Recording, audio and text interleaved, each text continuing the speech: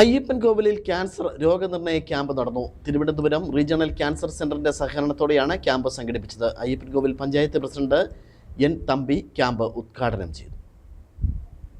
അയ്യപ്പൻകോവിൽ പഞ്ചായത്തിന്റെ വാർഷിക പദ്ധതിയിൽപ്പെടുത്തി regional cancer സെന്ററുമായി ചേർന്ന് ഏകദിന ക്യാൻസർ നിർണയ ക്യാമ്പ് അയ്യപ്പൻകോവിൽ പ്രാഥമിക ആരോഗ്യ കേന്ദ്രത്തിൽ വെച്ച് നടന്നു. അയ്യപ്പൻകോവിൽ PHCയിലെ ആരോഗ്യ പ്രവർത്തകർ നടത്തിയ പരിശോധനയിൽ സംശയം തോന്നിയവരെ പിന്നീട് മറ്റു പരിശോധനകളും പൂർത്തിയാക്കിയാണ് ക്യാമ്പിൽ എത്തിച്ചത്. ഗർഭാശയ ക്യാൻസർ, സ്തനാർബുദം, തൊണ്ടയിലെ ക്യാൻസർ തുടങ്ങിയ പരിശോധനകളാണ് ആശുപത്രിയിൽ നടന്നത്. നിർധനരായവർക്ക് പരിശോധനാ ചെലവ് താങ്ങാൻ കഴിയില്ലെന്ന് കണ്ടാണ് പഞ്ചായത്ത് മുൻകൈയെടുത്ത് ക്യാമ്പ് സംഘടിപ്പിച്ചത്.